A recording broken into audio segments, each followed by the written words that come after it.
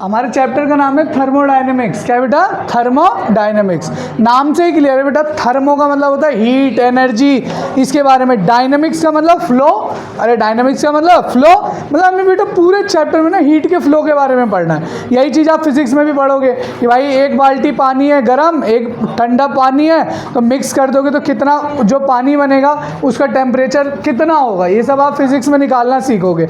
ठीक है। अब देखो हमें क्या करना है बेटा, इस चैप्टर में 3-4 पॉइंट है। सबसे पहले हमें बेसिक टर्मिनोलॉजीज पढ़नी है। सिस्टम क्या होता है? अरे वो सिस्टम नहीं जो तुमसे भैया सिस्टम फाड़ देंगे, वो नहीं भाई। हमारे ऑब्जर्वेशन में हम लोग सिस्टम के बारे में पढ़ेंगे बेटा। कि जैसे हम लोग पढ़ेंगे, जैसे मान लो कि दूध गर्म करे हो बर्तन में, ठीक है बेटा, तो मान लिया वो सिस्टम है। क्या है बेटा? सिस्टम।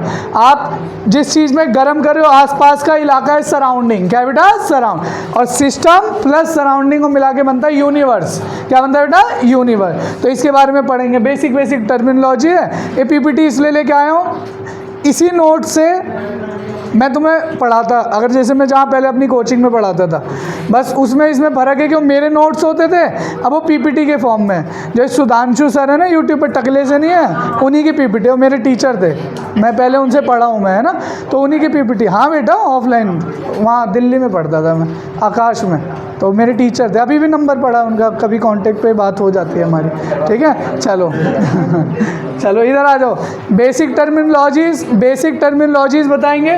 फिर है बेटा लॉ ऑफ थर्मोडायनेमिक्स। ये वो पार्ट है बेटा, ये वो पार्ट है केमिस्ट्री का जो बिल्कुल सेम है फिजिक्स की तरह, एग्जैक्टली सिमिलर है फिजिक्स की तरह, बस साइन कन्वेंशन उल्टा है बेटा। भाई बात नहीं करेंगे, बहुत कॉम्प्लिकेटेड है, मैं सच बता रहा हूँ ईमानदारी से। इतना ईजी चैप्टर बना दूंगा, बस एक कंडीशन है कि कंसंट्रेशन यहाँ होना चाहिए और काम लिख लो। अभी 1-2 क्लास के बाद मैं लिखवाना भी चालू कर दूंगा, क्योंकि सब फॉर्मूले और क्वेश्चन है। अभी थ्योरेटिकल पार्ट है थोड़ा सा शुरू वाला, इसको आप घर से लिख लोगे, काम चल जाएगा। ये टाइम बचा के उधर क्वेश्चनों में हम इस टाइम को अपना कन्वर्ट कर देंगे। ठीक है। देखो थर्मोडायनेमिक्स में बेटा आपको कुछ लॉज पढ़ने, जैसे एक होता है जीरोथ लॉ, एक होता है फर्स्ट लॉ ऑफ थर्मोडायनेमिक्स, एक होता है सेकेंड लॉ ऑफ थर्मोडायनेमिक्स, एक होता है थर्ड लॉ ऑफ थर्मोडायनेमिक्स। ये मेनली आपको सेकेंड और थर्ड लॉ का ना इस्तेमाल फिजिक्स में मिलेगा। किस तरीके से इंजन जो है, गाड़ियों का जो इंजन होता है किस तरीके से वर्क करता है, वो पढ़ाया जाता है। कार्नोट इंजन वगैरह फिजिक्स का पार्ट है, बट हम अपनी केमिस्ट्री के पॉइंट ऑफ व्यू से भी लेंगे जो हमारा पार्ट है। इसी बाद बेटा 2 टॉपिक और है। एक पढ़ना हमें एंट्रोपी और gift free energy. Gift free energy बस ऐसे याद रख लो, काम की जो एनर्जी है उसे गिफ्ट फ्री एनर्जी कहते हैं। जैसे पेट्रोल चला तो पेट्रोल से 100 जूल एनर्जी बनी, तो 60 जूल इंजन को घुमाने में लगे और 40 जूल धुएं की फॉर्म में निकल गई। तो केवल जो 60 जूल एनर्जी हमारे काम आई है ना, उसे क्या कहेंगे बेटा? गिफ्ट फ्री एनर्जी, मतलब यूजफुल एनर्जी। यूजफुल एनर्जी को क्या कहते हैं बेटा? Gift free energy. अगला पॉइंट है बेटा थर्मोकेमिस्ट्री। ये बिल्कुल अलग दुनिया है, इसके लिए अलग से पार्ट स्टार्ट करेंगे। तो सबसे पहले पार्ट हम क्या स्टार्ट करने जा रहे हैं बेटा? Basic terminology. क्या पढ़ने जा रहे हैं? टर्मिनोलॉजी। देखो ध्यान से, सबसे पहले देखो थर्मोडायनेमिक्स क्या होता है बेटा। थर्मोडायनेमिक्स क्या होता है? साइंस की वो ब्रांच जो चेंज इन एनर्जी या एंथैल्पी से डील करती है अलग अलग केमिकल रिएक्शंस में, उसे क्या कहते हैं बेटा? थर्मोडायनेमिक्स। यार तुम पहले दिन से कह रहे हो ये ज़्यादा हीट रिलीज कर रही है, ये कम हीट रिलीज कर रही है, नहीं कह रहे कोई एक्सोथर्मिक है, कोई एंडोथर्मिक है। अरे बढ़ रहे हैं ना भाई इतने दिनों से। ये इसी की स्टडी को क्या कहते हैं बेटा? थर्मोडायनेमिक्स। इसकी स्टडी को नहीं, कितना एनर्जी का एक्सचेंज हो रहा है, हीट का एक्सचेंज हो रहा है, उसकी स्टडी को क्या कहते हैं बेटा? थर्मोडायनेमिक्स। वही लिखा है बेटा, देखो branch of physical chemistry which deal with the enthalpy, heat या फिर एनर्जी, एंथैल्पी, हीट या फिर energy, and its changes in different type of chemical reaction is called as thermodynamics. अब देखो ध्यान से देखना, 2-3 बातें आपको बता रहे हैं। एनर्जी किस किस फॉर्म में आपको मिलेगी? एक मिलेगा आपको वर्क डन। क्या मिलेगा बेटा? Work done. ये चीज़ें आगे क्लियर होती जाएगी। अभी एक एक टॉपिक हम पढ़ेंगे आधा घंटा, अभी बस मैं हेडिंग बता रहा हूँ कि एनर्जी आपको किस किस फॉर्म में मिलेगी? Work done. किस फॉर्म में बेटा? Work done. हीट किस फॉर्म में मिलेगी बेटा? हीट। इसके बाद आपको मिलेगी इंटरनल एनर्जी। देख लो, अभी से रखना चालू करो। इंटरनल एनर्जी को हम डिनोट करते हैं यू से। किससे डिनोट करते हैं बेटा यू। अरे यू, वी किसने बता दिया तुम? हाँ, ई से भी करते हैं यू। मेनली आपको 90% सवालों में यू लिखा होगा। क्या लिखा होगा बेटा? यू। और ई से भी कई जगह कर रखा है, ठीक है। इसके बाद होता है एंथैल्पी। क्या होता है बेटा? आपको पता है एंथैल्पी क्या होता है? जब भी कोई रिएक्शन होती है, कितना हीट का चेंज हुआ, हीट एक्सचेंज जो होती है उसको क्या कहते हैं बेटा? एंथैल्पी। फिर एक पढ़ेंगे एंट्रोपी। क्या पढ़ेंगे बेटा? एंट्रोपी का मतलब होता है रैंडमनेस, कि कोई मॉलिक्यूल कितना रैंडमली मूव कर सकता है। भाई कोई एक मॉलिक्यूल है बस ऐसे ऐसे मूव कर सकता है, कोई एक है जो इस डायरेक्शन में भी इस डायरेक्शन में भी मूव कर रहा है, कोई ऐसा मॉलिक्यूल जो इस डायरेक्शन में भी इस डायरेक्शन में भी और इस डायरेक्शन में भी मूव कर रहा है। तो जिसकी एंट्रोपी ज़्यादा होगी वो कई सारे डायरेक्शन में मूव कर पा रहा होगा।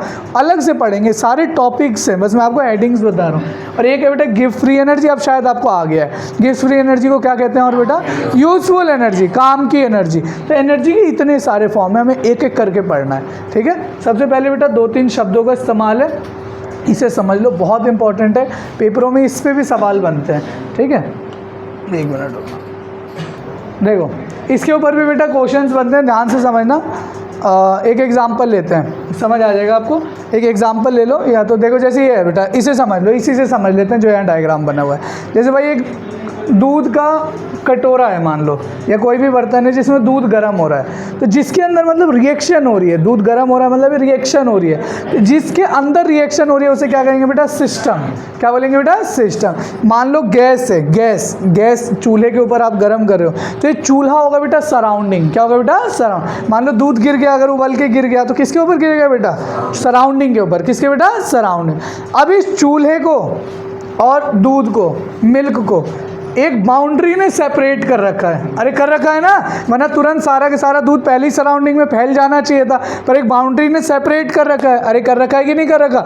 तो हमें इसमें 3 चीज़ें पढ़नी है। एक तो पढ़ना है सिस्टम, समझ आ गया? ये भाई सिस्टम कैसा, जिसके अंदर हम मिल्क गर्म करें। दूसरा है सराउंडिंग। क्या है बेटा? सराउंडिंग। तीसरा है सिस्टम और सराउंडिंग को अलग करने वाला होता है बेटा वॉल या फिर बाउंड्री। क्या होता है बेटा? वॉल या फिर बाउंड्री।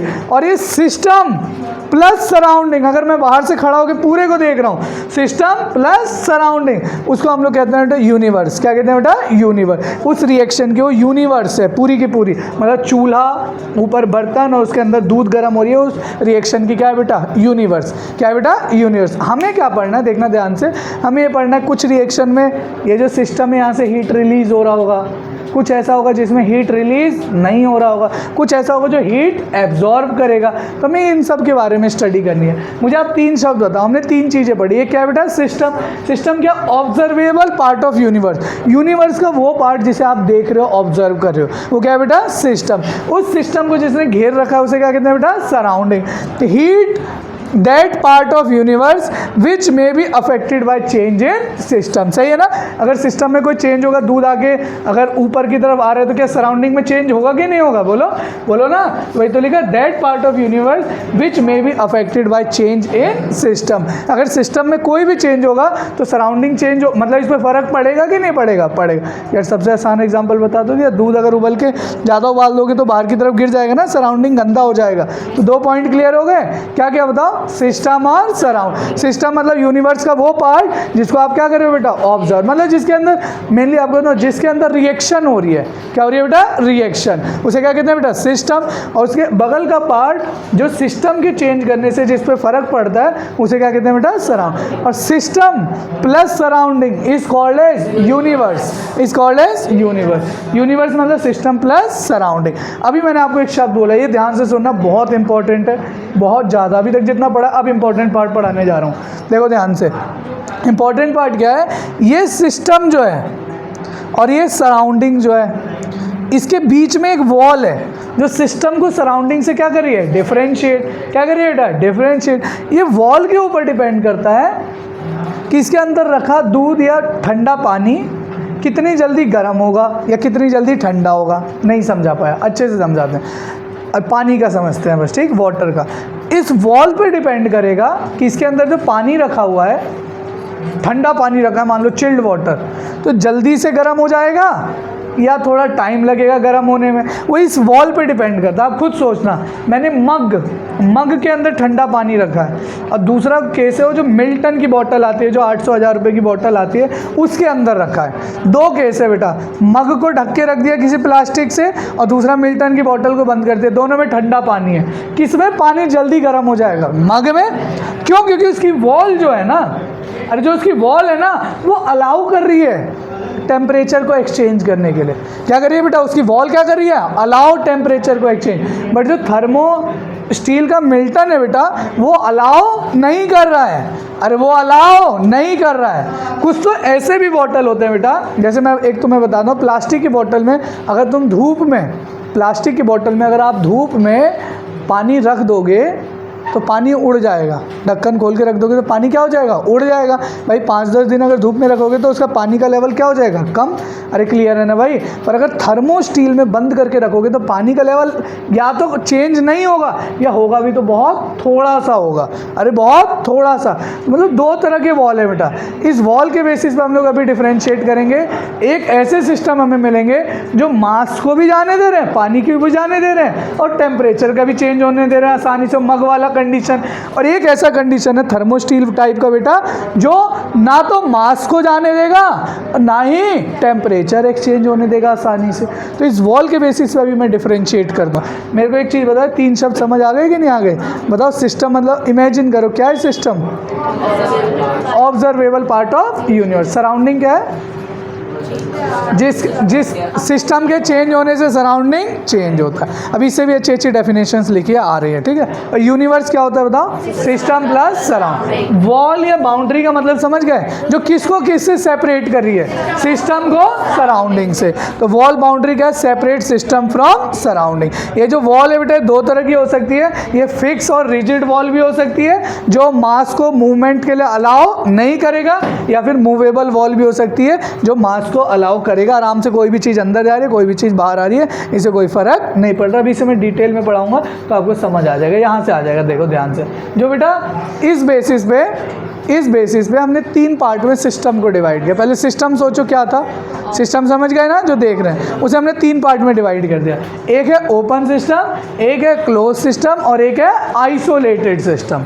एक है ओपन सिस्टम, एक है क्लोज सिस्टम, और एक है आइसोलेटेड। ध्यान से देखना। ओपन सिस्टम मतलब मग में पानी रखा हो, छत पे आपने रख दिया, बिल्कुल कड़कती धूप में, 70 डिग्री टेम्परेचर है, चलेगा तुम फॉरेन कंट्री में किसी, जहाँ पे, या इंडिया में जैसलमेर में चलेगा 50-60 डिग्री टेम्परेचर। सही भाई? मग में पानी रखा है आपने। मुझे 2 चीज़ें बताना। मग में ठंडा पानी है, क्या जल्दी से गर्म हो जाएगा क्या? अरे बोलो यार। मग में रखा है, वो नॉर्मल प्लास्टिक की बोतल में, हो जाएगा क्या? हो जाएगा। मतलब टेम्परेचर तो चेंज हो रहा है, टेम्परेचर एक्सचेंज हो रहा है। क्या ये बताओ, पानी भी कम हो जाएगा क्या बहुत देर तक? मतलब ये मास को भी अलाउ कर रहा है चेंज होने के लिए, और एनर्जी को भी। मतलब टेम्परेचर भी चेंज हो रहा है ना बेटा, तो मास भी चेंज हो रहा है और टेम्परेचर। ऐसे सिस्टम की बाउंड्री को हम लोग कहते हैं बेटा ओपन बाउंड्री। क्या बोलते हैं बेटा? ओपन। जो मास को भी एक्सचेंज करने दे, और हीट को भी, या एनर्जी को भी, या टेम्परेचर को भी। अरे बोलो, हीट को भी, एनर्जी को भी, या टेम्परेचर को भी। तो वही लिखा हुआ है बाउंड्री। इसको हम लोग ओपन या हीट कंडक्टिंग भी कहते हैं। मतलब कि जो हीट को क्या कर रही है? कंडक्ट, आसानी से आने जाने दे रही है अपने अंदर से हीट को। दूसरा सिस्टम होता है क्लोज सिस्टम। क्या होता है बेटा? क्लोज। इसमें कहानी क्या है? मग है, पर उसमें मैंने पूरा ढक दिया, ऐसे इंस्ट्रूमेंट से बिल्कुल बढ़िया से ढक दिया। अब क्या होगा? पानी तुमने जो ठंडा रखा है वो तुरंत गर्म तो हो जाएगा, पर उड़ेगा उतना ज़्यादा नहीं। मतलब इसमें मास का एक्सचेंज नहीं होगा। अरे मास नहीं जाएगा, पर क्या चेंज हो रहा है यहाँ पे भी?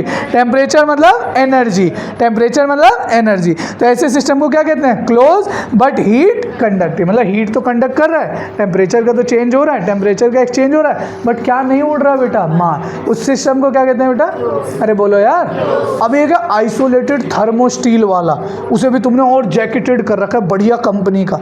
उसमें से ना मास जाएगा ना टेम्परेचर जाएगा। अरे ना मास जाएगा ना टेम्परेचर। वैसे देखो, दुनिया में ऐसा कोई भी ऑब्जेक्ट है ही नहीं जिसको हम कहते हैं कि आइडियली आइसोलेटेड है।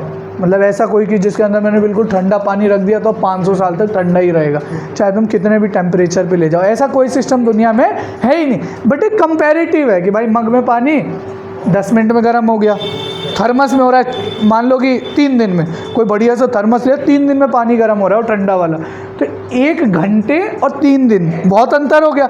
तो इस हिसाब से तो इनफाइनाइट पे पहुंच गया। अरे इनफाइनाइट पे पहुंच गया ना 1 घंटे के रिस्पेक्ट में, या मान लो कि 5 मिनट में गर्म हो जाता है, 1 मिनट में मग वाला पानी, ठंडा पानी 1 मिनट में गर्म हो जाता है। और थर्मोस्टील बढ़िया वाला लेके आया जिससे लग रहा है मान लो 10 दिन में ठंडा पानी गर्म हो रहा है, मान लो बहुत बढ़िया क्वालिटी का थर्मोस्टील है, 10 दिन में हो रहा है। तो 1 मिनट और 10 दिन, ये 10 दिन तो इनफाइनाइट के बराबर है 1 मिनट के रिस्पेक्ट में, तो उसे क्या बोल दूंगा बेटा, आइसोलेटेड। क्या बोल दूंगा बेटा, आइसोलेटेड। तो आइसोलेटेड सिस्टम का मतलब समझ गए, जो ना मास को एक्सचेंज होने देगा और ना एनर्जी को, उसे क्या कहेंगे, आइसोलेटेड। तो सिस्टम मैंने 3 पार्ट में डिवाइड कर दिया, कौन कौन सा बताओ, ओपन, क्लोज, आइसोलेटेड। ओपन में क्या दोनों एक्सचेंज होंगे, क्या मास भी और एनर्जी। क्लोज में बताओ केवल एनर्जी एक्सचेंज होगा, मास एक्सचेंज नहीं। और आइसोलेटेड में कोई एक्सचेंज नहीं होगा, ना ही मास ना ही एनर्जी। इसके ऊपर भी सवाल आ चुके हैं, इसे हम लोग इंसुलेटिंग वॉल भी कहते हैं। वैसे भी तुमने सुना होगा इंसुलेटेड वॉल, इंसुलेटेड वॉल जिसके अंदर कोई चीज़ जा आ ना सके, उसे क्या कहते हैं बेटा,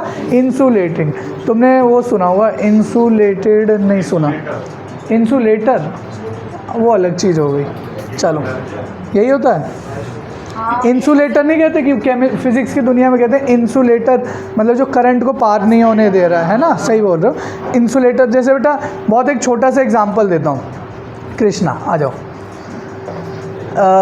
एक छोटी सी कहानी सुनो भाई, मान लो बातें नहीं, देखो एक छोटी सी कहानी सुनो, फिजिक्स का कॉन्सेप्ट है। अगर कभी भी बेटा अगर बिजली कड़कती है और गिरती है और आप उस सिचुएशन में फंस गए, तो आपको क्या करना है, कोई भी कार खड़ी है, बस खड़ी है, उसके अंदर जाके खड़े हो जाओ, तो कभी करंट नहीं लगेगा और मरोगे नहीं।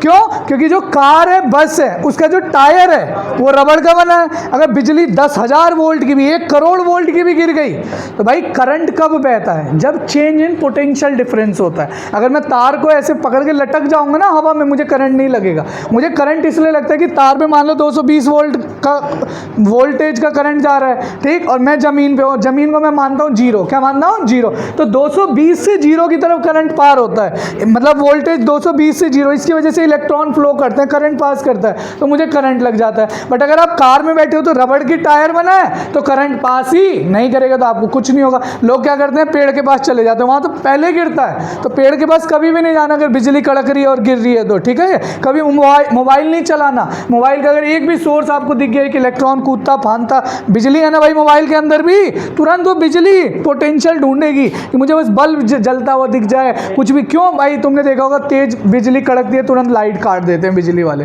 अरे काटते हैं ना, उन्हें कोई शौक नहीं है, इसलिए काटते हैं कि भाई एक तो बिजली ना गिरे, दूसरा कहीं पता चला तार कट के गिर गया पानी में और पता नहीं चला लाइट आ रही है, कितने लोगों को करंट लग जाए, मर जाए। तो इसलिए उस समय गाली नहीं देना होता उन्हें, है ना, कि एक बूंद पड़ी नहीं कि लाइट काट लिया। अगर तुम निपट जाओ फिर कौन रिस्पॉन्सिबल है? अरे समझ रहे हो, तो इसके पीछे का लॉजिक है। देखो हम कहाँ थे कहाँ आ गए, ठीक है, वो तो फिजिक्स में चलेगा। उसे हम लोग कहते हैं इलेक्ट्रोस्टैटिक शील्डिंग, 12th क्लास में पढ़ोगे आप लोग, फिजिक्स का पार्ट है। देख बेटा, अब सिस्टम में देखो दो और हमने सिस्टम को क्लासीफाई किया है, एक है होमोजीनस सिस्टम और एक है बेटा हेट्रो। नाम से ही क्लियर है, होमोजीनस सिस्टम का मतलब बेटा रिएक्टेंट और प्रोडक्ट का फेज क्या होगा बेटा, सेम। मतलब रिएक्टेंट सॉलिड है तो प्रोडक्ट भी क्या होगा, सॉलिड। रिएक्टेंट लिक्विड है तो प्रोडक्ट भी लिक्विड, सॉलिड। बिल्कुल बहुत आउट हो गया।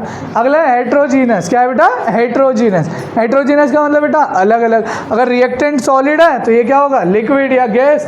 अगर ये लिक्विड है तो ये क्या हो सकता है, गैस या सॉलिड।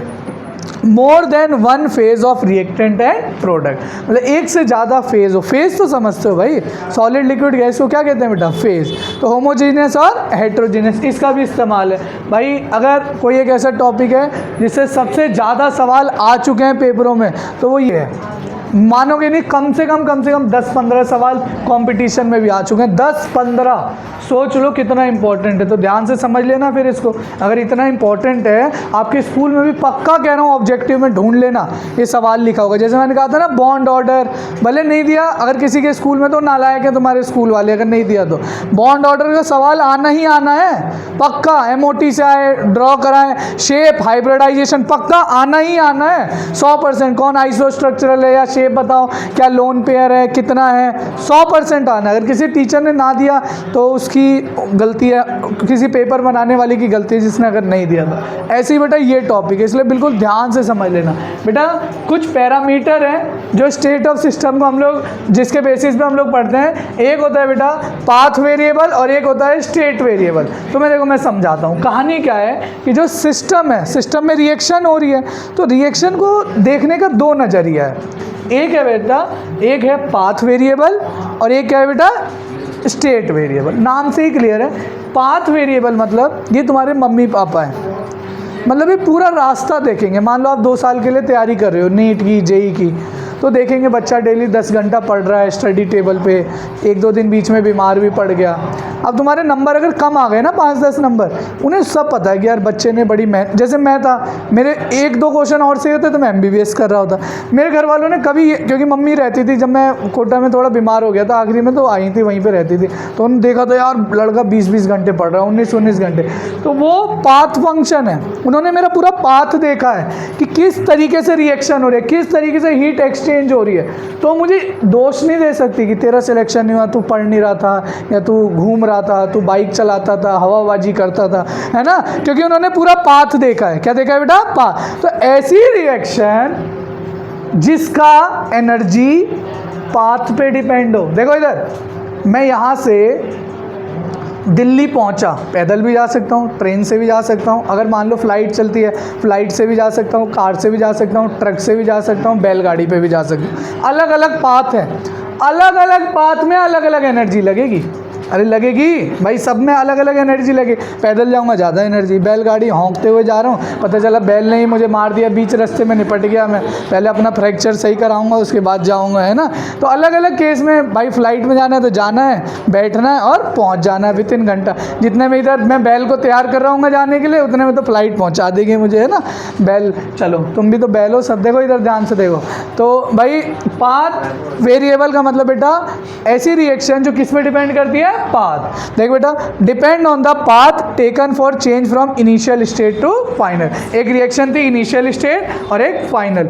अगर इसमें एक्सचेंज ऑफ हीट एनर्जी जो हो रही है वो इस चीज़ पर डिपेंड कर रही है कि रिएक्शन किस तरीके से हो रही है, किस पाथ से आ रही है। भाई कई चीज़ों से रिएक्ट करके वो प्रोडक्ट बना सकती है, किस चीज़ से रिएक्ट करके प्रोडक्ट बना रही है। अगर पाथ पे डिपेंड कर रहा है तो उसे क्या कहेंगे बेटा? Path variable. क्या कहेंगे? पाथ। अब दूसरे होते हैं, तो भाई घर वाले हमारी पूरी पाथ देखते हैं कि किस रास्ते से गया। दूसरे होते हैं रिश्तेदार, उन्हें कोई मतलब नहीं है, उन्हें कोई मतलब नहीं, उन्हें केवल ये देखना, देखो इधर, केवल ये आना चाहिए प्रोडक्ट। अगर प्रोडक्ट बना, सिलेक्शन हो गया, तो मान लो भले तुम घूमा करते थे, अरे लड़का घूमते हुए भी ना पढ़ा करता था, बाल बड़े थे भाई उस लड़के के पास, टाइम नहीं थे बाल कटवाने के, समझ रहे हो। और अगर सिलेक्शन नहीं हुआ कि हवाबाजी के चक्कर में गुंडा बनना चाहता था इसलिए बाल बढ़वाए। वही रिश्तेदार, अगर तुम डॉक्टर बन गए, डॉक्टर बन गए, ये तो बचपन से देखने से ही डॉक्टर लगता था, इसे तो डॉक्टर बनना ही था। अगर नहीं बने, इसकी शकल ही चोर जैसी है बचपन से, इसे पढ़ना ही नहीं था, हैं। अगर डॉक्टर बन गए, बेचारा मोबाइल में दिन भर ईयरफोन लगा के पढ़ते रहता था। अगर नहीं बने, मोबाइल पे बहुत कुछ है देखने को, है ना, पढ़ाई के अलावा ये सब कुछ करता था। तो ये सारी स्टेटमेंट्स है, मतलब ना उन्हें कोई फर्क नहीं पड़ रहा। अरे उन्हें फर्क नहीं पड़ रहा तुम 20-20 घंटे पढ़े हो, वो केवल रिजल्ट पे डिपेंड कर रहे हैं कि भाई तुम्हारा प्रोडक्ट क्या बना है, अच्छा है या बुरा।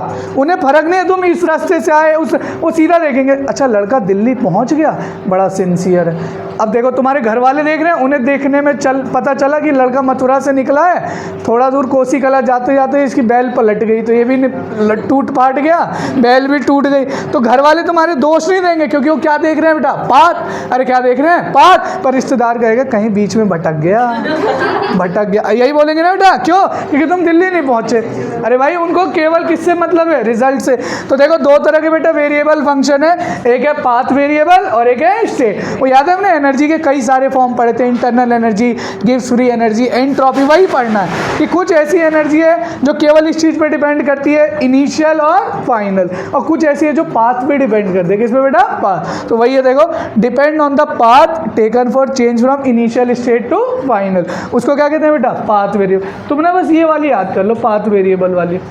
क्योंकि पाथ वेरिएबल की बस दो ही है, सिर्फ दो है, और सारी कौन सी है बेटा? स्टेट। कौन सी है? स्टेट। मतलब पाथ पे कौन सी डिपेंड कर रही है? वो एक है बेटा हीट और एक है बेटा वर्क डन। क्या है बेटा? हीट और वर्क डन। ये दोनों वो एनर्जी है जो डिपेंड करती है। अगर तुम देखो, खुद सोच भी सकते हो, वर्क डन, मैं पैदल गया, मैं फ्लाइट से गया, किस में वर्क डन ज़्यादा करना पड़ेगा? पैदल। तो भाई ये किस पे डिपेंड कर रही है? पाथ पे। अरे किस पे कर रही है भाई? पाथ। इसी तरीके से हीट एक्सचेंज हुआ। भाई देखना ध्यान से, मान लो मेरे अंदर, मेरे जग के अंदर ठंडा पानी है, ध्यान से देखना। अब एक रास्ता है मैं जैसलमेर होते हुए जा रहा हूँ और एक रास्ता है मैं शिमला होते हुए जा रहा हूँ, किसमें पानी जल्दी गर्म हो जाएगा? जैसलमेर है ना, राजस्थान। तो बेटा ये भी पाथ पे डिपेंड कर रहा है। कौन बेटा? हीट। तो बस दो रट लो, क्यू डब्ल्यू, क्यू और डब्ल्यू। ये कौन है बेटा? Path function. कौन है? पाथ। और सारे किस में टिक कर देना? स्टेट। ये कई बार सवाल आ चुका, which of following is path function, which of following is state function. तो आप कर दोगे टिक विक, लिख दोगे स्कूल में भी ना। देखो स्टेट फंक्शन में डेल्टा यू मतलब बेटा इंटरनल एनर्जी, डेल्टा एच क्या होता है बेटा? बताओ। एंथैल्पी। क्या होता है बेटा? रटते चलो, अभी आ रहे कि करके आ रहे। डेल्टा एस क्या होता है? एंट्रोपी। क्या होता है बेटा? एंट्रोपी। और डेल्टा जी क्या होता है? Gives free energy. हर जगह डेल्टा जी लिखा मतलब चेंज इन। क्या है बेटा? चेंज। क्लियर हो गया? मुझे बस एक शब्द बता दो, पाथ फंक्शन का मतलब बेटा जो पाथ पे डिपेंड करता है, कौन है वो? दो, हीट और वर्क डन। अरे हीट और सारे क्या है बेटा? अरे बोलो स्टेट फंक्शन। वो सारे चारों क्या है बेटा? State function. अब ये कुछ जैसे बच्चे तुम लोग रोते हो ना कि भैया इंग्लिश में नहीं लिखा है, स्कूल वाले इंग्लिश में, तो सब लिख दिया है, एक बार रीड कर लेना, कुछ नहीं है भैया। भाई टाइप ऑफ बाउंड्री, एक रियल बाउंड्री जो कैसी होती है बेटा? रिजिड। क्या होती है? रिजिड, जो इमूवेबल होती है। एक होती है नॉन रिजिड, जो बेटा कैसी होती है? मूवेबल। अच्छा, ये होता है एडियाबैटिक। ध्यान से सुन लो, एडियाबैटिक क्या होता है? बहुत इंपॉर्टेंट है, इतना इंपॉर्टेंट है कि मुझे लगता है कम से कम 40 मिनट पढ़ाऊंगा एडियाबैटिक, जिस दिन आएगा देख लेना तुम। एडियाबैटिक वो बाउंड्री है बेटा जो हीट को एक्सचेंज नहीं होने देती कभी भी। हीट को जो एक्सचेंज नहीं होने देती उसे क्या कहते हैं बेटा? एडियाबैटिक। अरे क्या बोलते हैं भाई? एडियाबैटिक। एक होता है डायथर्मिक। क्या होता है बेटा? डायथर्मिक। इसमें हीट जो होती है बेटा एक्सचेंज हो सकती है वॉल के, तो उसे क्या कहते हैं? डायथर्मिक। एडियाबैटिक याद रखना, यहाँ से एक पॉइंट उठाते हैं, इंपॉर्टेंट है। एडियाबैटिक मतलब जो हीट का एक्सचेंज होने नहीं देगी, ध्यान रखना इसको, गलत मत करना इसको, ठीक है? चलो देखो वही सब लिखा है जो मैंने अभी बताया तुम्हें, बस डब्बा डुब्बी बना के। ओपन क्लोज आइसोलेटेड सिस्टम यार, वही तो है, पढ़ लेना। और फिर वो होमोजीनस हेट्रोजीनस, समझ गया ना? होमो मतलब सेम फेज, हेट्रो मतलब अलग। भैया a pure solid mixture of gases, है ना, दो प्योर सॉलिड मिक्सचर गैसेस का। और इसमें क्या हो गया बेटा? हेट्रोजीनस का क्या एग्जांपल हो गया? मतलब दो अलग अलग, जैसे आइस वाटर है ना, तो तुम देखते होगे जो वो होता है, अरे बेटा बातें नहीं, जैसे मान लो कि वो होता है, क्या कहते हैं उसे, पॉन्ड वगैरह होता है, जो उधर चले जाओ तुम कश्मीर वगैरह साइड, तो वहाँ पे ना तुम्हें ऊपर बर्फ़ मिलेगी, नीचे पानी मिलेगी। अगर पूरा बर्फ़ हो जाए तो सारी मछलियाँ मर जाए, अरे मर जाए ना, तो नीचे पानी रहता है, ऊपर क्या रहता है बेटा? बर्फ़। बर्फ़ क्या है? सॉलिड। पानी क्या है? लिक्विड। तो देखो सॉलिड भी मिल रहा है, लिक्विड, बेटा दो अलग फेज हो गए, उसे क्या बोलूँगा बेटा? हाइड्रोजन। तो स्कूल वाले बच्चों के लिए, ठीक है, इसीलिए पीपीटी लाया, सब कॉन्सेप्ट है, फिर स्कूल वाला भी लिखा है, तो जैसा आप पढ़ना चाहो पढ़ सकते हो। चलो एक बार फटाफट से क्वेश्चन कर लेते हैं 5 मिनट में, या कर लाओगे घर से? कर ही लेते हैं। What is thermodynamics? ये तो क्वेश्चन है, study the relationship between heat and other form of energy. ये तो यहाँ से एक बार दोबारा रट लो, अगर क्वेश्चन पूछे व्हाट इज थर्मो, उससे भी अच्छी डेफिनेशन है जो हमने पढ़ी थी, study the relationship between heat and other form of energy. फटाफट बता दें। System is a part of universe, system is a part of surrounding. अरे बोलो यार, गलत है। तो केवल कौन सा स्टेटमेंट सही है बेटा? फर्स्ट। और सेकंड क्या है? गलत। ये सब सवाल आ चुके हैं कंपटीशन में सारे। A system is said to be heterogeneous when it is खुद सोचो हेट्रोजीनियस कब बोलोगे? जब दोनों फेज क्या हो? अलग। देखो ऐसा कौन सा ऑप्शन है? Is not uniform through out, मतलब दोनों के दोनों क्या हो बेटा? अलग। ठीक, मैं टाइम नहीं दे रहा ज़्यादा, क्योंकि पता है ना टाइम क्वेश्चनों में देना, ये तो कर जाओगे तो मुझे पता है। System that can not exchange both energy and matter. अरे बोलो यार, आइसोलेटेड, अभी तो पढ़ाया था। चलो अब देखो कर लेना है क्वेश्चन, इजी सा क्वेश्चन है, इसमें भी कुछ नहीं है। An isolated system is that system in which, बोलो आइसोलेटेड सिस्टम में क्या होता है? मुझे बताओ। मास एक्सचेंज होता है, हीट एक्सचेंज होता है, तो ढूंढ लेना कौन सा ऑप्शन है। A system that can exchange only energy but can not exchange mass, बोलो क्लोज सिस्टम। ठीक है। स्टेट ऑफ अ सिस्टम, उसकी वो डेफिनेशन लिखे जो ये बताया था ना, स्टेट ऑफ सिस्टम क्या होता है बेटा? State of system mean that condition in which the system is present, it is defined by specifying some measurable property of the system like pressure, volume and temperature. मतलब बेटा जब आप देख रहे हो इनिशियली इतना ही था प्रेशर, टेम्परेचर, वॉल्यूम, फाइनली भी इतना ही है, तो एक वो कंडीशन और एक में क्या है बेटा? चेंज होते रह रहा है। क्या होते रह रहा है? चेंज। देखो इधर जैसे स्टेट फंक्शन और एक क्या था? पाथ। स्टेट फंक्शन मतलब thermodynamics property whose values depend on state of system, मतलब टेम्परेचर, प्रेशर, वॉल्यूम चेंज होगा कि नहीं वो किस पे डिपेंड करता है? State of system, it is independent of path. मतलब देखो, मतलब क्या कहना चाह रहा हूँ, इधर देखो कपिल, देखो यहाँ पे एक रिएक्शन थी जिसका टेम्परेचर था 60 डिग्री, तुम इस रास्ते से लाए तो भी 60 है, इस रास्ते से लाया तो भी 60 है, इस रास्ते से लाया तो भी 60 है, समझ गए? तो उसको हम क्या कहेंगे? स्टेट फंक्शन, क्योंकि किस पे डिपेंड नहीं कर रहा? पाथ पे। इधर देखो, पर मैं अगर एक ऐसी रिएक्शन है जिसको मैं इस रास्ते से ले गया तो इसका टेम्परेचर 70, इस टेम्परेचर से इस रास्ते से ले गया टेम्परेचर 80, इस टेम्परेचर से ले गया 90, तो मतलब पाथ अलग अलग रास्ते से जा रहे हो तो अलग अलग टेम्परेचर पा रहा हूँ, उसे क्या कहूँगा बेटा? Path function. मतलब किस चीज़ पे डिपेंड कर रहा है? पाथ। किस पे कर रहा है? कौन थे पाथ वाले? हीट और, अरे बोलो यार, हीट और सारे क्या थे? State, temperature, pressure, volume, total energy, गिव्स फ्री एनर्जी, एंथैल्पी, एंट्रोपी, सब क्या है बेटा? State function. कर लोगे ऐसे question? In thermodynamics a quantity whose value simply depend upon the initial and final state. केवल इनिशियल फाइनल।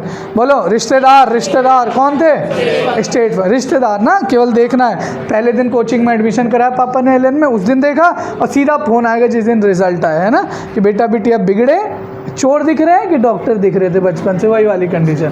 अगला बताओ बेटा, थर्मोडायनेमिक स्टेट फंक्शन इज, बोलो थर्मोडायनेमिक स्टेट फंक्शन इज, बताओ स्टेट फंक्शन क्या होता है बेटा? A quantity whose value depend only on the state of the system. किस पे डिपेंड नहीं करता? अरे बोलो यार, पाथ। रट गया ना? Which of following is not a state function, बताओ कौन स्टेट फंक्शन नहीं है? क्यों? वर्क क्या है? और कौन सा एक पाथ फंक्शन? ए बोलो, which one of following statement is false, बताओ। वर्क क्या है बेटा? बताओ। एंथैल्पी इज अ, ये सारे सवाल आ चुके हैं तुम्हारे पेपरों में, ये वाले सारे के सारे सवाल आ चुके हैं। अरे नहीं आया समझ? आ गया ना? इजी था ना? इजी इसलिए क्योंकि क्वेश्चन कर लिए तुमने, इसीलिए कहता हूँ क्वेश्चन कर लो, टॉपिक हो गया। अब ये तो थ्योरेटिक क्या हुआ? टाइम हो गया? कितना टाइम हो रहा है? तो 15 मिनट है, इसलिए कह रहा हूँ बेटा क्वेश्चंस कर लो, क्वेश्चंस कर लोगे चीज़ें आसान हो जाएंगी, सभी चैप्टरों की, ठीक है? जो देखो तुम लोगों की आदत है, शुरू से आदत है तुरंत टीचर पे ब्लेम कर देना। अरे तुम्हारी जगह हम भी थे ना, हम भी यही किया करते थे। फिर बाद में 2 साल बाद जब चले गए ना ऐसी फील्ड में कि भाई क्वेश्चन करने, तैयारी करने लगे, तब पता चला भाई तुम 3-3 लाख रुपए कोचिंगों में फ़ीस देते हो 2 साल की, 3,80,000 फीस हो गई है बढ़िया कोचिंगों में, 2 साल की बता रहा हूँ। वहाँ पे 3,80,000 देने के बाद भी क्या होता है? टीचर इतना ही, यही कंटेंट है, ध्यान रखना, यही सर अब उस कोचिंग में पढ़ा रहे हैं PW में, तो बढ़िया अच्छी खासी सैलरी पाते होंगे, कम से कम 50-60 लाख रुपए साल का पैकेज होगा इनका, मिनिमम बता रहा हूँ। 40-50 लाख तो कहीं नहीं गए, इससे ज़्यादा हो तो अलग की बात है। उन्होंने भी यही चीज़ पढ़ाया है, तुम्हें भी यही पढ़ने को मिल रहा है, बस तुम्हें करना क्या? अप्लाई करनी है चीज़ों को। तुम क्या करते हो? अप्लाई नहीं करते, बस यहाँ जो पढ़ा दिया टीचर ने हो गया। जिन बच्चों को सिलेक्ट होना वो इस चीज़ों को अप्लाई करेंगे, क्वेश्चनों पर क्वेश्चन लगाएंगे, देखेंगे क्या इसकी और वैरायटीज़ हैं, क्या कुछ और अच्छा है, कुछ गलत होगा उसे गोला कर लेंगे, रट लेंगे वहीं पे, तो बच्चे सिलेक्ट हो जाएंगे। पढ़ा तुमने भी, उन्होंने भी, बस फ़र्क था बेटा नज़रिए का, कि आप किस नज़रिए से पढ़ रहे हो, किस नज़रिए से पढ़ रहे हैं, ठीक है? तो इसलिए कह रहा हूँ ब्लेम दागने से अच्छा है सवाल करो, चाहे फिज़िक्स हो, चाहे केमिस्ट्री हो, चाहे मैथमेटिक्स ऑब्लिक बायो। आपको एक कंटेंट पढ़ा दिया गया है, उसको अप्लाई करो, सीखो। मैं तुम्हें बता रहा हूँ जितने क्वेश्चन मैंने अभी क्लास में कराए, एक भी तुम्हारे काम का नहीं है। अगर ये क्वेश्चन तुम खुद करोगे ना थ्योरी पढ़ के, तब तुम्हें कॉन्फिडेंस आएगा। ये तो तुम्हें अभी लग रहा है अरे भैया बताते जा रहे हैं, होते जा रहा है। खुद करोगे ना, इसमें गलत करोगे तो और मज़ा आएगा। गलत करा ना, अगर मान लो कि आया वर्क डन, तुमने लिख दिया स्टेट फंक्शन, अब तुमने आंसर मिला इसका पाथ फंक्शन, तो फिर तुम क्या करोगे? कॉपी पलटोगे, जहाँ पे लिखा है स्टेट फंक्शन, पाथ फंक्शन, और तुमने एक बार देख लिया ना, अरे यार वर्क डन तो पाथ फंक्शन में, अब तुम मानोगे नहीं, ईमानदारी की बात बता रहा हूँ, 3 साल से 4 साल तक नहीं भूलोगे तुम। समझना उस बात को ना, वो क्लिक कर जाएगी कि यार उस दिन ये क्वेश्चन आया था और मेरे से गलत हो गया था, और मेरी कॉपी में लिखा हुआ। अब नहीं गलत करोगे तुम। अब जिस दिन भी तुम नहीं तुम्हारा दिमाग जिस दिन भी वो क्वेश्चन दोबारा रीड कर रहा होगा ना तुम्हारा दिमाग, तो तुम्हारे दिमाग में एक मेमोरी पावर है, वो तुरंत वहाँ पे उसे रोक देगी, अरे यार ये तो वो क्वेश्चन है जो मैंने गलत किया था। समझ गए? शायद तुम्हें आंसर याद नहीं, पर तुम्हें इतना याद आ जाएगा क्वेश्चन गलत किया था, तुम अलर्ट हो जाओगे, तुम्हारा आंसर सही हो जाएगा सेकेंड टाइम। इसलिए खुद लड़ो। तुम लोग सोचते हैं कि रटा है यहाँ पे 10वीं की तरह 6 सवाल 8 सवाल टॉपिक में टीचर करा दे और वही पेपर में आ जाए, वही लिख दे, तो टाइम गया। वो 10वीं तक था बस। अब तो वो पागल बनाने की बात थी जो तुमसे कोई कहता था 11 12 बड़ी आसान है। शुरू से कह रहा हूँ ना, 11th मुश्किल है, 12th से भी मुश्किल है। 12th को अगर मुश्किल में 100 में से नंबर देना हो, मैं 80 नंबर दूंगा या 70 नंबर दूंगा, और 11th को 100 नंबर मिलेंगे। इतना 30 का डिफरेंस है 40 का, सोच लो। समझ गए? चलो देखो, मुश्किल नहीं लगा ना? अरे नहीं लगा ना इतना पार्ट, तो इसे लिख लेना घर पे जाके अच्छे से। अब देखो अगला है बेटा प्रॉपर्टी ऑफ सिस्टम। देखो ध्यान से देखना, इसमें भी क्वेश्चन आ चुके हैं, ध्यान से देखो बेटा। 2 प्रॉपर्टीज़ पढ़नी है हमको सिस्टम के। एक होता है बेटा इंट्रिंसिक, एक होता है इंटेंसिव, और एक होता है बेटा एक्सटेंसिव। एक होता है इंटेंसिव और एक क्या होता है बेटा एक्सटेंसिव। नाम से ही क्लियर है, ऐसी प्रॉपर्टी जो इंडिपेंडेंट हो मास और मैटर ऑफ सिस्टम के, उसे क्या कहते हैं बेटा? Intensive property. ऐसी प्रॉपर्टी जो मास पे डिपेंड करती है, उसे क्या कहते हैं बेटा? Extensive property. क्या कहते हैं बेटा? एक्सटेंसिव। भैया हमें तो समझ ही नहीं आया, सिंपल सी भाषा। अगर मास के चेंज करने से कोई वैल्यू बदल रही है, मतलब वो कौन सी है बेटा? एक्सटेंसिव। मास के बदलने से वो चेंज नहीं हो रही है, तो क्या है बेटा? इंटेंसिव। अब समझ आएगा तुम्हें, ध्यान से समझना। एक रॉड था, उसका पूरे रॉड का टेम्परेचर था 100 डिग्री। कितना था बेटा? मैंने उसे पट्ट से मार के काट दिया, आधा कर दिया। अब मुझे 2 रॉड के पार्ट मिले, दोनों का टेम्परेचर कितना ही होगा? अरे बोलो यार, अरे नॉर्मल सरकारी भाषा में सोचो, बोलो क्या होगा? सेम होगा अलग होगा? मास तो बदल गया, पहले 1 किलो का रॉड था, तोड़ दिया, आधा किलो के 2 हो गए। बताओ दोनों का टेम्परेचर सेम होगा अलग अलग हो जाएगा? अरे बोलो यार सेम। मतलब ये मास पे डिपेंड कर रहा है कि नहीं कर रहा है? नहीं। मतलब टेम्परेचर किस में आएगा बेटा? इंटेंसिव। किस में आएगा बेटा? इंटेंसिव। अरे सही है गलत है भाई? चलो ऐसे ही होता है बेटा रिफ्रैक्टिव इंडेक्स। क्या होता है बेटा? मास पे डिपेंड नहीं करता। चाहे 1 गिलास पानी हो, चाहे पूरी समुद्र का पानी हो, उसका रिफ्रैक्टिव इंडेक्स क्या रहेगा बेटा? सेम। विस्कोसिटी, गाढ़ापन बेटा, चाहे 1 मग्गा शहद ले आओ, चाहे 1 ड्रम शहद ले आओ, दोनों की विस्कोसिटी क्या होगी बेटा? सेम। अगला है बेटा मोलर वॉल्यूम। क्या बेटा? Molar volume. मोलर वॉल्यूम मतलब मॉलिक्यूल का वॉल्यूम। भाई रॉड था, मैंने तोड़ दिया, अभी भी मॉलिक्यूल का वॉल्यूम क्या है बेटा? सेम। अरे क्या है भाई? सेम। मास तो बदल गया, अरे आधा किलो के रॉड बन गए, पर वॉल्यूम क्या है बेटा? उनके मॉलिक्यूल्स की। मोलर वॉल्यूम मतलब मॉलिक्यूल का वॉल्यूम क्या है बेटा? सेम। अब देखो वो प्रॉपर्टी देखो जो चेंज हो जाती है भाई, मास चेंज करने पे चेंज हो जाती है। जैसे एक तुम सबसे आसान है मास ही, अरे वजन, मास चेंज करने से मास चेंज हो जाता है। मासी मौसी नहीं, अरे भौटो हो तो कति भौट तुम। चलो अगला है वॉल्यूम। अब मुझे बताओ भाई, बताओ वॉल्यूम चेंज होगा कि नहीं होगा? अरे बोलो यार भाई, एक बड़ी सी चीज़ थी मैं काट के आधी आधी कर दी, बताओ वॉल्यूम चेंज होगा नहीं होगा? मतलब मास चेंज करने पे वॉल्यूम चेंज हो रहा है, मतलब कौन सी प्रॉपर्टी है? एक्सटेंसिव। इसके ऊपर भी बहुत सवाल आए हैं, जैसे वो था ना पाथ और स्टेट फंक्शन, एक वो टॉपिक है जिस पे सवाल खूब आए हैं। दूसरा ये टॉपिक है, देखना स्कूल में भी तुम्हारे इनमें से ना कोई ऑप्शन लिखा होगा, इनमें से कोई ऑप्शन लिखा होगा, और ऑप्शन लिखा होगा पूछेगा which of following is intensive, which of following is extensive. रोक दो 2 मिनट, अगर ज़रूरी है तो रोक देता हूँ 2 मिनट, कोई दिक्कत की बात नहीं। एक होता है इंटेंसिव और एक होता है बेटा एक्सटेंसिव। मुझे बताओ जो चीज़ें मास पे डिपेंड करती है, मतलब मास के चेंज करने से वो वैल्यू चेंज हो जाए, उसे क्या कहते हैं बेटा? जो मास के चेंज करने से चेंज नहीं हो रही वैल्यू, उसे क्या कहते हैं? इंटेंसिव। बोल ले बेटा तरुण, बोल ले, थोड़ी ATP का इस्तेमाल कर ले, 2-4 ATP इस्तेमाल कर ले, घर पे खाना मिलता ही है, तुम लोग मम्मी आए, सबके घर पे खाना बनता ही होगा। देखो समझ आ गया ना? एक्सटेंसिव प्रॉपर्टी और इंटेंसिव क्लियर हो गया? अरे हुआ कि नहीं हुआ भाई? चलो अब देखो, पर होने से नहीं होगा, रटना पड़ेगा। कौन सा इंटेंसिव, एक्सटेंसिव? Internal energy. कौन है बेटा? Internal energy. देखो ना, कोई चीज़ बड़ी सी है, बहुत सारे पार्टिकल्स है, मास बहुत ज़्यादा, तो उसकी इंटरनल एनर्जी भी क्या होगी बेटा? ज़्यादा। क्या होगी? ज़्यादा।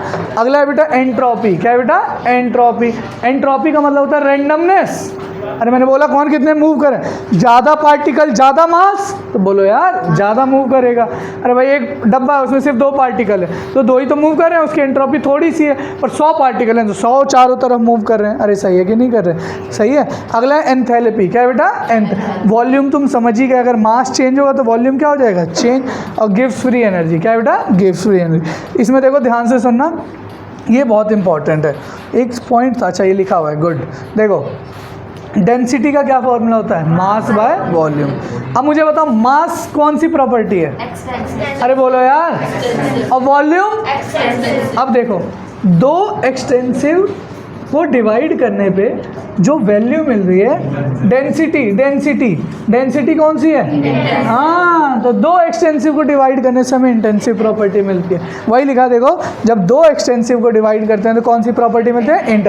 क्यों, देखो देखो देखो, ये भी मास पे डिपेंड करता है, वजन पे, अरे मास पे, ये भी करता है, तो दोनों का वो प्रॉपर्टी कट जाएगी कि दोनों मास पे डिपेंड करते थे। तो अब जो फाइनल प्रॉपर्टी बन रही होगी वो मास पे डिपेंड नहीं कर रही होगी। अरे जो फाइनल प्रॉपर्टी है वो मास पे डिपेंड नहीं।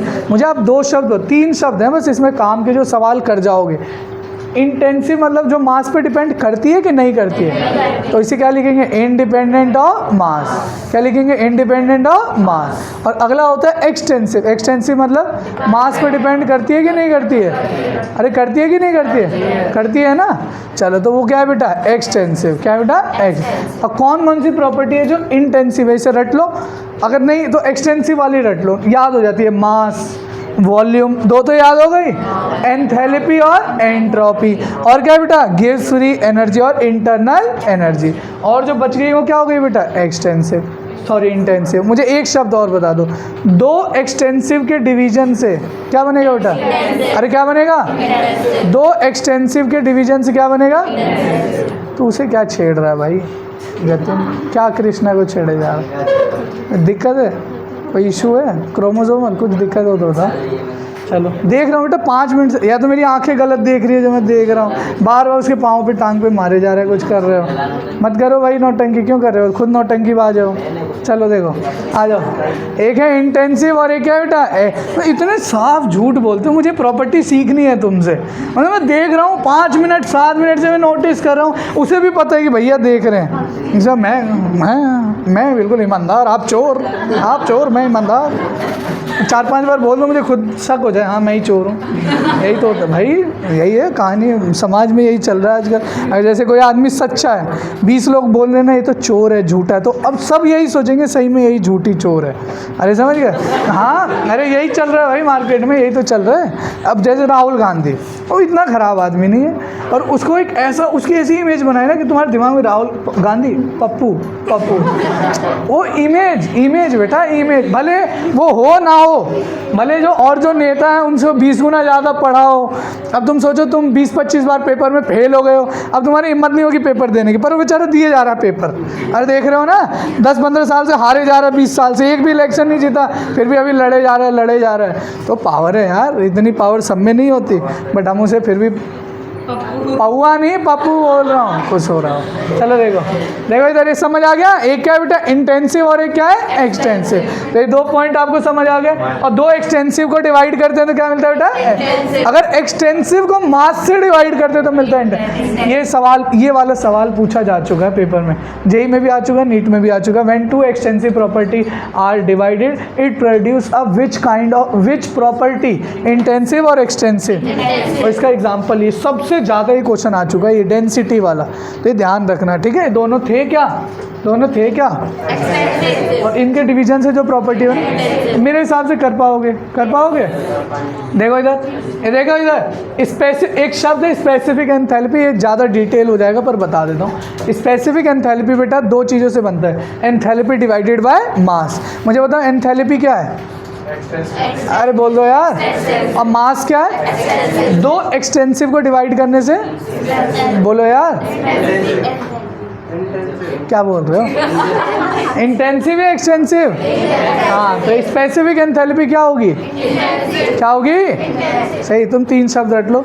एक्सटेंसिव मास पे डिपेंड करता है नहीं करता, एक्सटेंसिव करता है नहीं करता, इधर उंगली करती तो नहीं करता, मतलब है इतने नालायक बच्चे ज़िंदगी में नहीं देखे। इधर बस इंटेंसिव लिखा, उंगली इधर करके एक्सटेंसिव पूछ ली तो कह रहे नहीं करता है, नहीं करता। अरे एक्सटेंसिव करता है नहीं करता वहाँ से, और इंटेंसिव, दो एक्सटेंसिव का डिवीजन क्या प्रोड्यूस करता है, इंटेंसिव। जैसे example density, mass upon mass और वॉल्यूम क्या था, बोलो एक्सटेंसिव। चलो कर लोगे क्वेश्चन, अरे कर पाओगे भाई। इंटेंसिव प्रॉपर्टी मतलब function or property that are not mass or size dependent of the system. ये लिखा हुआ एग्जांपल ना, टेम्परेचर भाई काट लो, बड़ा सा हो, कई पार्ट में आपने कट कर लिया, सबका टेम्परेचर क्या रहेगा बेटा, सेम। मेल्टिंग पॉइंट भाई सही बात है, देखो ना बेटा, अरे बेटा देखना इधर, बर्फ़ का टुकड़ा था बड़ा सा, 3 पार्ट में तोड़ लिया, तीनों पार्ट को मैं लेके जाऊंगा, गर्म करूंगा, दो तीनों को अगर मुझे मेल्ट करना है तो मेल्टिंग पॉइंट वाटर का कितना होता है, आइस का 100 डिग्री है ना। देखो नालायकों को, अरे बहुत बॉइलिंग पॉइंट होता है, मेल्ट तो 0 डिग्री पे ही हो जाता है। 0 डिग्री कितना बेटा, 0। अब बॉइलिंग पॉइंट कितना होगा, 100 डिग्री। चाहे छोटा सा पानी का टुकड़ा, बर्फ़ का टुकड़ा हो या बड़ा सा, मास पे, वॉल्यूम पे, साइज पे डिपेंड नहीं करा। Melting point, boiling point, surface tension, ये सारी की सारी कौन सी प्रॉपर्टी है बेटा, इंटेंसिव। और एक्सटेंसिव मतलब जो किस पे डिपेंड करता है बेटा, मास। ये आएंगे क्वेश्चन, ये सारे सवाल हैं तुम्हारे पेपरों के, देखना पक्का लिखा आएगा स्कूल में, व्हाट इज इंटेंसिव एक्सटेंसिव। कर लोगे, which of following set contain only extensive property, सिर्फ एक्सटेंसिव हो तो ऑप्शन दिख गए ना तुम्हें, तो तुरंत अब आंसर आएगा तुम्हारा। नहीं तो अभी करना घर पे बिना आंसर देके, सिर्फ क्वेश्चन देके। Among the following state function is an extensive property. कौन है एक्सटेंसिव प्रॉपर्टी, अरे बोलो यार। एक्सटेंसिव मतलब जो मास पे कर लोगे, अब क्वेश्चन कर जाओगे तुम, कर लोगे क्वेश्चन, अरे कर लोगे भाई, यहाँ तक करके लाना, अगली क्लास में